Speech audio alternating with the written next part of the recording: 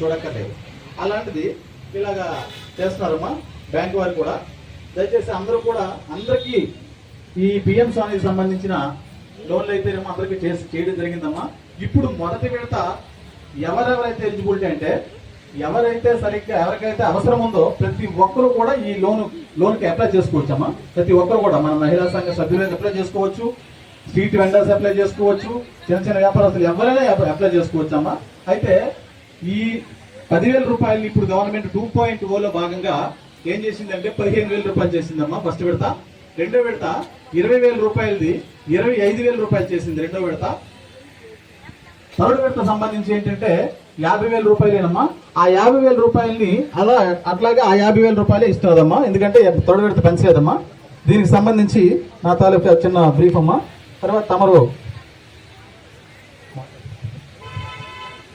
ఇంకెవరైనా గౌరవ పెద్దలు మాట్లాడితే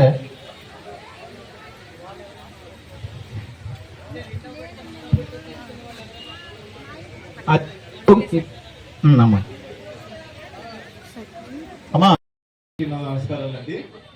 ఇవాళ ఈ కార్యక్రమం ఇక్కడ పెట్టడానికి ముఖ్య ఉద్దేశం గవర్నమెంట్ తీసుకుంటున్న ప్రభుత్వం నుంచి మనకి వస్తున్న రాయితీలకు సంబంధించిన విషయాలు మీ ముందుకు తేవడం అనేది దీని యొక్క ముఖ్య ఉద్దేశం అండి.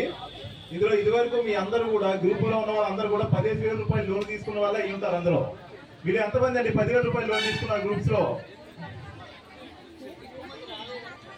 10,000 రూపాయలు లోన్ తీసుకున్న వాళ్ళు. ఇవన్నీ కూడా మీ వ్యాపార అభివృద్ధికి ఏదైతే మనకి డ్వాక్రాలో లోన్ ఇస్తున్నారో అది కాకుండా దానికి అడిషనల్ గా ఇది 10,000 రూపాయలు ఇవ్వడం జరుగుతుంది. ఇకపై దీన్ని ప్రభుత్వం 10 నుంచి 15,000 చేసింది మొదటి విడతగా. రెండో విడతగా 20,000 నుంచి 25,000 చేసింది. మూడో విడతగా డైరెక్ట్ గా 50,000 ఇవ్వడం జరుగుతుంది.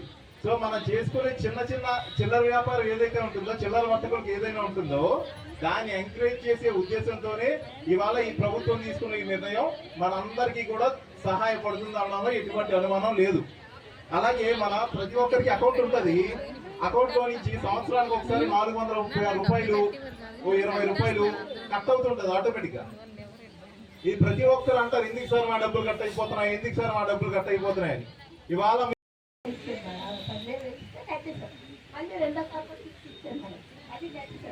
మళ్ళీ ఈసారి పెట్టాం మేడం. ఇంకా అవ్వలేదు.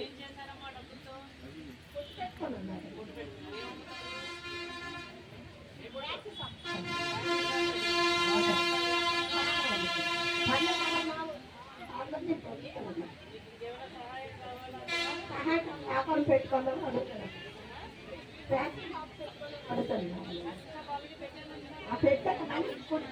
పెట్టుకోవాలి.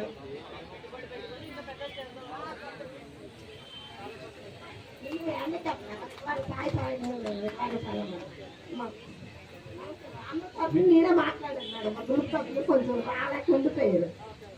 ఒక 5 వచ్చాడు మేడం మా గ్రూప్. అక్కడ ఇంటి ఊరిగా పెట్టుకోవటం ఎవరు వాళ్ళే. మొన్న 10 లక్షలు లోన్ ఇచ్చారు మేడం. చక్కగా 5వ తేదీనే కడతాము, అప్పు అప్పుడే కడతాం, పొదుపు అప్పుడే వేస్తాం. ఎక్సైజ్ గ్రూప్ మీటింగ్ కూడా కట్టేస్తాం. ఏమి డిపాజిట్ లేకుండా ఉన్నాం మేడం. మా గ్రూప్ ఆశీర్వాదం పార్టీ వచ్చాం మేము. ఆశీర్వాదం అవసరాలకి తగ్గట్టుగా మనం ప్రయత్నం చేయాలి. మనకు పక్కనే విజయనగరం ఉంది. విజయనగరంలో మార్కెట్ కూడా బాగలేదు. నెల్లిమర్లు వెళ్ళి షాపింగ్ చేసుకుందాం రా అనేటట్టు మనం ఉండాలి. అర్థమవుతుంది మీ అందరికీ. కమిషనర్ గారితో నేను మాట్లాడతాను. ఎందుకంటే కొత్త కాన్సెప్ట్ ఒకటి నెల్లిమర్లలో తీసుకొస్తున్నాం మన విజయనగరాన్ని చూసి. ఈట్ స్ట్రీట్ అని ఒకటి పెడదాం సార్. Eat street. ఆ ఈట్ స్ట్రీట్లో ఏంటంటే ఒకరోజు వారానికి ఒకరోజు ఎంత పెట్టండి ఫస్ట్ స్టార్ట్ అయ్యేది.